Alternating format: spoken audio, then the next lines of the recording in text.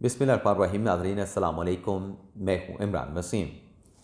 आज प्रोग्राम में एक तो हम बात करेंगे वफाकी हुकूमत की तश्कील के हवाले से, जो साबिक़ वज़ीर आज़म शहबाज शरीफ की साबिक़ सदर आसिफ़ अली ज़रदारी के साथ जो मुलाकात हुई है, इस मुलाकात से क्या निकला है, इस मुलाकात की अंदरूनी कहानी क्या है, मुलाकात में शहबाज शरीफ ने क्या पैगाम पहुंचाया नवाज शरीफ का साबिक़ सदर आसिफ़ अली ज़रदारी को, और उसके जवाब में हुकूमत की तश्कील के सिलसिले में आसिफ़ अली ज़रदारी का जवाब क्या था। और जो सोशल मीडिया पे और मीडिया के कुछ हलकों में ये कहा जा रहा है कि शहबाज शरीफ साहब के साथ इस मुलाकात में आसिफ़ अली ज़रदारी साहब ने वज़ारत उज़्मा मांग ली है, तो ज़राए क्या बताते हैं कि इस मुलाकात में दरअसल किन पहलुओं पर हुकूमत की तश्कील के हवाले से किन पहलुओं पर गुफ्तगू हुई है और इत्तफ़ाक़ किस बात पे किया गया है। एक तो ये तफ़सीलात आपके साथ हम शेयर करेंगे, और फिर हुकूमत की तश्कील के हवाले से, हुकूमत साजी के हवाले से इमरान खान साहब से अहम मुलाकात, आर्मी चीफ़ की मुबारकबाद और नवाज शरीफ का एक चैलेंज, पाकिस्तान तहरीक इंसाफ के 3 चैलेंज। तो ये जो दीगर ख़बरें हैं, इनकी तफसीलात भी आपकी खिदमत में पेश करने जा रहे हैं। लेकिन सबसे पहले नाज़रीन, कुछ दीगर अहम ख़बरें हैं जिनका मैंने अपने इंट्रो में ज़िक्र नहीं किया, उनकी तफसीलात आपके साथ हम शेयर करते हैं। नाज़रीन, 1 फरवरी को इमरान खान और बुशरा बीबी साहबा के ख़िलाफ़ जो तोशा खाना का केस था, उसमें तो दोनों कन्विक्ट हो गए, दोनों को 14-14 साल की सज़ा सुना दी गई, साथ में 78-78 करोड़ रुपए का जुर्माना कर दिया गया। लेकिन जो दूसरा मुकदमा था इमरान खान और बुशरा बीबी साहबा के ख़िलाफ़ 190 मिलियन पाउंड का, उसकी आज समाअत थी। और आज की समाअत में जब हम ये वीलॉग नाज़रीन रिकॉर्ड कर रहे हैं, जज साहब दस्तयाब नहीं हैं, और आज की जो तारीख़ है वो इमरान खान और बुशरा बीबी साहबा पे जो है वो फ़र्द जुर्म के नफाज के हवाले से रखी गई है। तो आज दोनों पे, इमरान खान पे और बुशरा बीबी साहबा पे फ़र्द जुर्म नहीं लगने जा रही। इसके अलावा जो दूसरी बड़ी खबर है पाकिस्तान तहरीक इंसाफ के लिए अच्छी खबर है, वो नाज़रीन ये है कि 9 मई के 12 मुकदमात, जिसमें इमरान खान की गिरफ्तारी डाली गई, जिसमें शाह महमूद कुरैशी की गिरफ्तारी डाली गई, जिसमें शेख रशीद साहब भी गिरफ्तार थे। आज इन तमाम केसेस में प्रोसिक्यूशन ने मोहलत की इस्तदा की, दरख्वास्त ज़मानतों पर समाअत होना थी, तो जज साहब ने, मलिक एजाज आसिफ साहब ने इमरान खान साहब की, शाह महमूद कुरैशी साहब की और शेख रशीद साहब की जो ज़मानतें हैं वो एक्सेप्ट कर ली हैं। शेख रशीद को 2 लाख के मचल के जमा करवाने का हुक्म दिया गया है। इसी तरीके से इमरान खान और शाह महमूद कुरैशी साहब को भी ज़र ज़मानत के एवज़ जो है अदालत की जानिब से ज़मानत जो है वो ग्रांट कर दी गई है, ज़मानत दे दी गई है। अब आपको याद होगा कि साइफर केस में जब इमरान खान और शाह महमूद कुरैशी साहब की ज़मानतें हुई थी, तो शाह महमूद कुरैशी साहब रिहा हो गए थे, लेकिन ये 12 मई के मुकदमात में इनको दोबारा से गिरफ्तार कर लिया गया था। आज इन केसेस में भी शाह महमूद कुरैशी साहब की ज़मानत हुई है, लेकिन अब सवाल यह है कि क्या उनकी रिहाई होगी। रिहाई नाज़रीन इसलिए नहीं हो सकती कि साइफर केस में जब ज़मानत हुई थी तो साइफर केस का फैसला नहीं हुआ था। अब साइफर केस का फैसला हो चुका है, इमरान खान और शाह महमूद कुरैशी दोनों कन्विक्ट हो चुके हैं, तो अब साइफर की ज़मानत पे शाह महमूद कुरैशी साहब का बाहर आना मुमकिन है, क्योंकि वो सज़ा याफ्ता हो चुके हैं। अब इंतखाबात की खबरों पे आते हैं, फिर मुलाकात की खबरों पर भी आएंगे। इंतखाबात के हवाले से नाज़रीन 3 बड़ी अहम खबरें हैं जो मैंने अपने व्लॉग में, अपने ब्लॉग के थंबनेल पे कहा कि नवाज शरीफ का एक चैलेंज, NA-15 मानसेरा से जहां नवाज शरीफ हार गए और PTI के हमायत याफ्ता आज़ाद उम्मीदवार जीत गए थे, इस इलेक्शन को चैलेंज कर दिया है इन नताज को नवाज शरीफ की जानिब से इलेक्शन कमीशन में, और ये कहा गया है कि 125 पोलिंग स्टेशन के जो फॉर्म 45 हैं वो तो मिले नहीं, तो लिहाजा ये जो रिज़ल्ट है, जो हतमी रिज़ल्ट है, वो अनाउंस ना किया जाए जब तक बाकी 125 पोलिंग स्टेशन के जो फॉर्म 45 हैं वो मुहैया नहीं किए जाते। इसी के साथ साथ नाज़रीन, PTI के 2 अहम रहनुमाओं की तरफ से शोएब शाहीन साहब, जिनका यह दावा है कि वो भी जीत रहे थे, फॉर्म 45 उनके पास हैं, लेकिन उनको हरा दिया गया फॉर्म 47 जारी करके।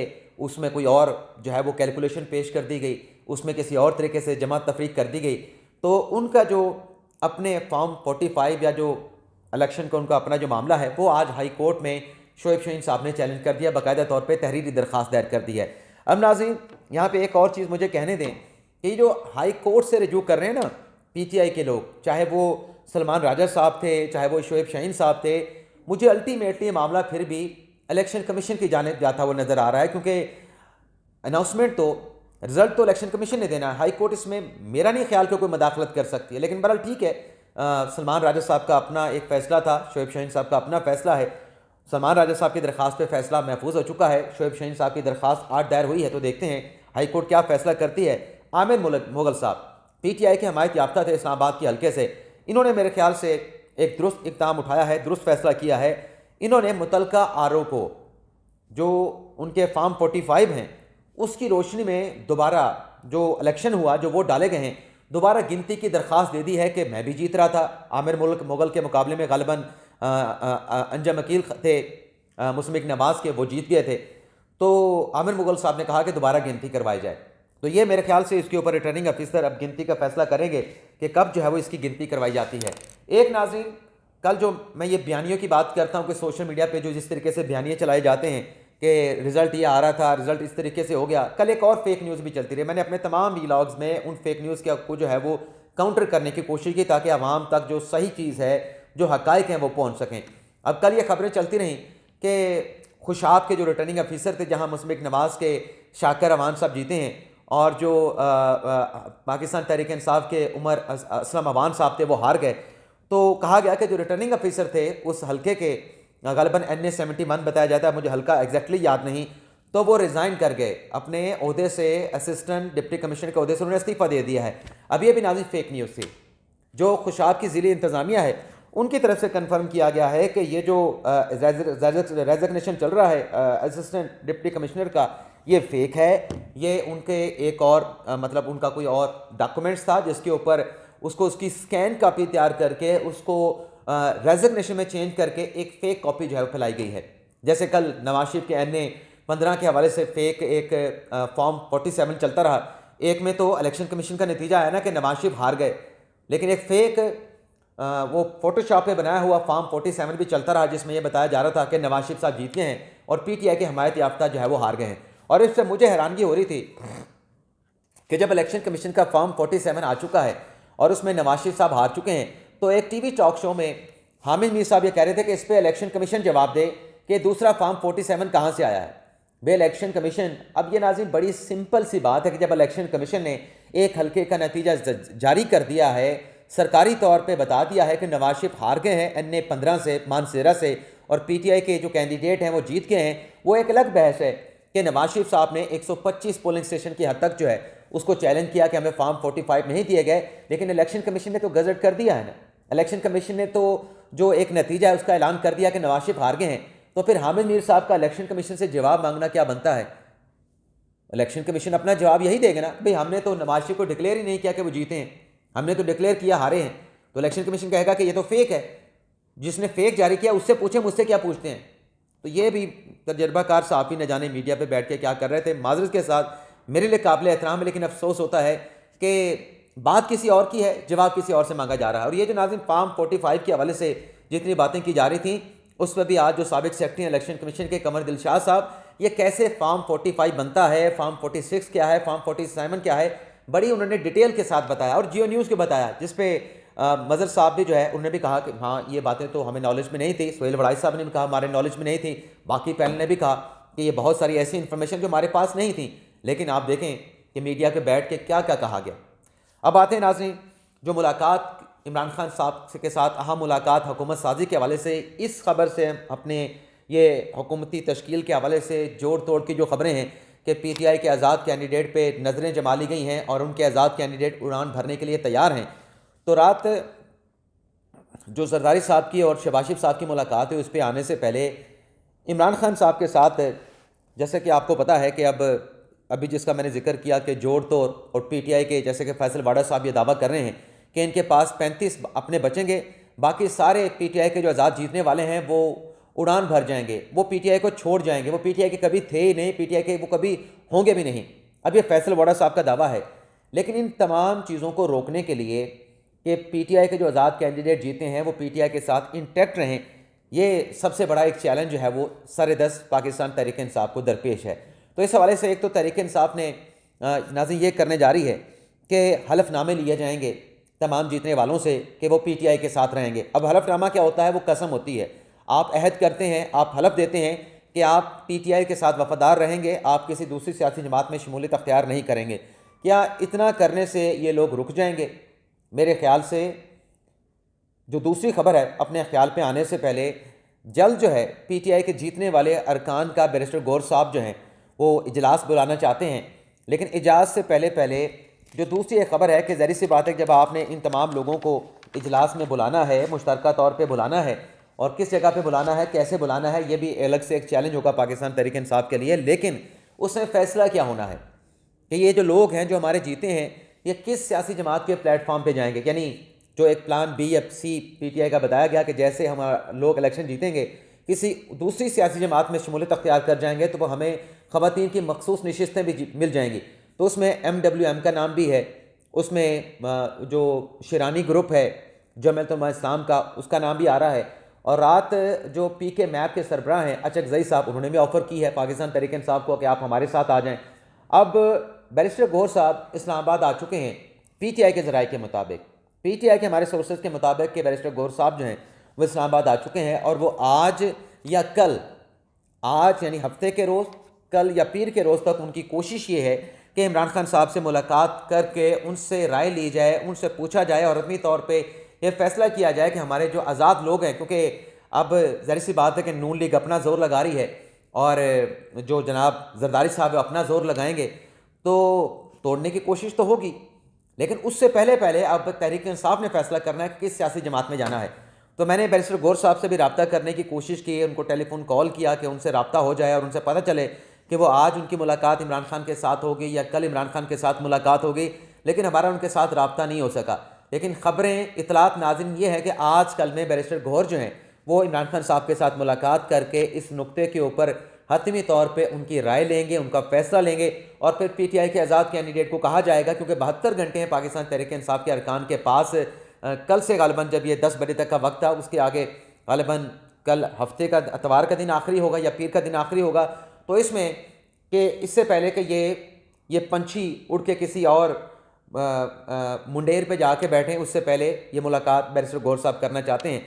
तो देखते हैं इस मुलाकात के हवाले से क्या फ़ैसला होता है। लेकिन सबसे पहले कि मुलाकात होती कब है और कब बैरिस्टर गौर साहब जो है उनके साथ मुलाकात करने के लिए जाते हैं। इसके अलावा नाज़रीन अब आ जाते हैं जो शहबाज शरीफ साहब की मुलाकात हुई जरदारी साहब के साथ। ये मुलाकात नाज़रीन मोहसिन नकवी जो कि निगरान वज़ीर आला हैं पंजाब के, उनके घर पे हुई है।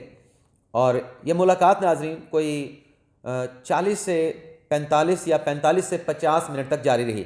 और हमने आपको जो रात के ब्लॉग में बता दिया था, तकरीबन नाज़रीन इस मुलाकात का अंदरूनी अहवाल वही है जो हमारे ज़राए बताते हैं कि मुलाकात में जाके शहबाज शरीफ साहब ने, जो नवाज शरीफ साहब ने उनको मैंडेट दिया था, जिसका उन्होंने कल, जिसको नवाज शरीफ की विक्ट्री स्पीच कहते हैं, वो विक्ट्री स्पीच नवाज शरीफ की नहीं थी। मेरी राय में जितना मैंडेट मुस्लिम नवाज़ को मिलना चाहिए था, जितना मैंडेट का दावा मुस्लिम नवाज़ कर रही थी कि हम कामयाबी हासिल करेंगे, सिंगल मेजॉरिटी हासिल करेंगे, छोड़ दें सर्वेस क्या थे, लेकिन मुस्लिम नवाज़ के दावे भी वही थे। उन दावों के मुताबिक मुस्लिम नवाज़ कामयाबी हासिल नहीं कर पाई। और मैं ये कहना चाहूँगा कि पाकिस्तान तहरीक इंसाफ ने ज़्यादा बड़ी कामयाबी हासिल की है, बेहतर परफॉर्मेंस किया है इन हालात में। और मैं किसी और ब्लॉग में भी 2 दिन पहले भी जब नताइज का सिलसिला आना शुरू हुआ था तो मैंने उस वक्त भी कहा था कि पाकिस्तान तहरीक इंसाफ की ये कामयाबी है कि इतनी बड़ी तादाद में उनके आज़ाद पंजाब असम्बली में जीते हैं, कौमी असम्बली में जीते हैं और खैबर पख्तूनख्वा में तो स्वीप कर गए हैं। तो ये जो स्वीप स्पीच कल नवाज शरीफ साहब की थी, ये विक्ट्री स्पीच नहीं थी, बल्कि इस बात का ऐलान था या इस बात का एतराफ़ था कि हमें उस तरीके से मेजॉरिटी नहीं मिली तो हम मखलूत हुकूमत बनाने जा रहे हैं। और उसी में नवाज शरीफ साहब ने शहबाज शरीफ से कहा था कि मैंने इनको मैंडेट दे दिया है, ये जरदारी साहब के साथ रब्ता करें, मौलाना फजल रहमान के साथ करें और MKM के साथ रब्ता करें। तो उन रब्तों के सिलसिले में उस मैंडेट की रोशनी में शहबाज शरीफ साहब गए थे, पैगाम दिया शहबाज शरीफ साहब का कि दोबारा एक साथ मिल के चलते हैं, हुकूमत पंजाब में भी बनाते हैं, मरकज़ में बनाते हैं, सिंध में आप बैठे हैं, बलूचिस्तान में भी बनाते हैं। तो इसकी बात हुई तो इस पर तो बिल्कुल एग्री थे। जैसे कि कल इधर स्पीच हुई नवाज शरीफ साहब की और उधर से जरदारी साहब लाहौर पहुंच चुके थे। थोड़ी देर के बाद बिलावल जरदारी साहब भी पहुंचे। तो कल की इस मुलाकात में बिलावल जरदारी साहब भी मौजूद थे, जो हाफिज मीर साहब प्रोग्राम में कह रहे थे कि नहीं, बिलावल के साथ बात करे, नवाज शरीफ बात करे, शहबाज शरीफ बात करे, आसिफ जरदारी के साथ बात ना करे। तो बिलावल जरदारी साहब तो कल की मुलाकात में बिल्कुल एक फरमाबरदार बेटे के तौर पर बैठे थे, क्योंकि जो फैसला करना है वो आसिफ अली जरदारी साहब ने करना है। तो उसमें जब पैगाम दिया गया तो इस बात पे तो जरदारी साहब ने इत्तफाक किया है कि ठीक है, हम मिल के हुकूमत बनाएंगे, मखलूक हुकूमत बनाएंगे, मुलाकातों का ये सिलसिला जारी भी रहना चाहिए, लेकिन इस सारी चीज़ों को मशरूत किया है कि पार्टी में मुशावरत भी करनी है और अभी तक नंबर हतमी तौर पे सामने नहीं आए कि आपकी क्या पोजीशन है, हमारी क्या पोजीशन है, हमें कितने नंबर के साथ हमारी हुकूमत बनेगी, उसका फार्मूला क्या होगा। तो जरदारी साहब ने कहा कि आप भी जो आपके साथ आज़ाद कैंडिडेट हैं उनका फैसला भी हो जाए कि कितने आपके साथ जाते हैं, कुछ हमारे साथ भी राब्तों में है, उनका फैसला भी 1-2 दिन में हो जाएगा, तो फिर बैठ के मुलाकातों का सिलसिला भी जारी रहेगा और फार्मूला भी तय कर लेंगे। तो ये जो बहुत सारे ये साथी हमारे कहते हैं कि उसमें जरदारी साहब ने वजारत उज़्मा मांग ली है, मेरी नज़र में नाजरीन वज़ीर आज़म नवाशी बने या शबाशी बने, मेरी राय के मुताबिक तो वज़ीर आज़म नून लीग से आएगा। अब क्यों आएगा इसको मैं अगले व्लॉग तक छोड़ूंगा, क्योंकि वो भी बड़ी डिटेल के अंदर बात करने वाली है, आप तक पहुंचाने वाली है। लेकिन मैं ये समझता हूं कि अगर जरदारी साहब वो खुद भी वजारत उज़्मा का तकाजा नहीं करेंगे, क्यों नहीं करेंगे नाज़रीन, उसकी वजह ये है कि अब जो भी हुकूमत बनेगी उसके लिए भी उसने भी मुश्किल फ़ैसले करने हैं, मुश्किल फ़ैसले मईशत के हवाले से करने हैं, जिसके बराह रास्त असरात जो है पाकिस्तान की आवाम पे आएंगे। तो मेरे ख्याल से तो अगर जरदारी साहब वजारत उज़्मा मांगते हैं, मेरी अगर कोई राय सुने तो नून लीग को दे देनी चाहिए। नून लीग की पंजाब में हुकूमत बनने जा रही है, उनके पास सिंगल लार्जेस्ट पार्टी वो बन चुके हैं, जिसमें वो आज़ाद को भी शामिल करें जो कि एक्चुअल आज़ाद है। नून लीग वाले अपने PTI वाले आज़ाद नहीं, जो एक्चुअल आज़ाद हैं उनको भी शामिल करें। उसके साथ साथ जो है वो पीपल्स पार्टी भी इनके साथ बैठ जाएगी जब मरकज़ में आप उनको दे देंगे। काफ लीग की 8 नशिस्तें हैं, बाकी और भी कुछ 1-2 होंगे, उनको मिला के बड़ी आसानी के साथ मुश्ताक नवाज़ पंजाब में हुकूमत करे, पंजाब में फोकस करे, शहबाज वज़ीर आला हो, तो मेरे ख्याल से बेहतर ऑप्शन होगा बजाय इसके कि नून लीग का वज़ीर आज़म हो।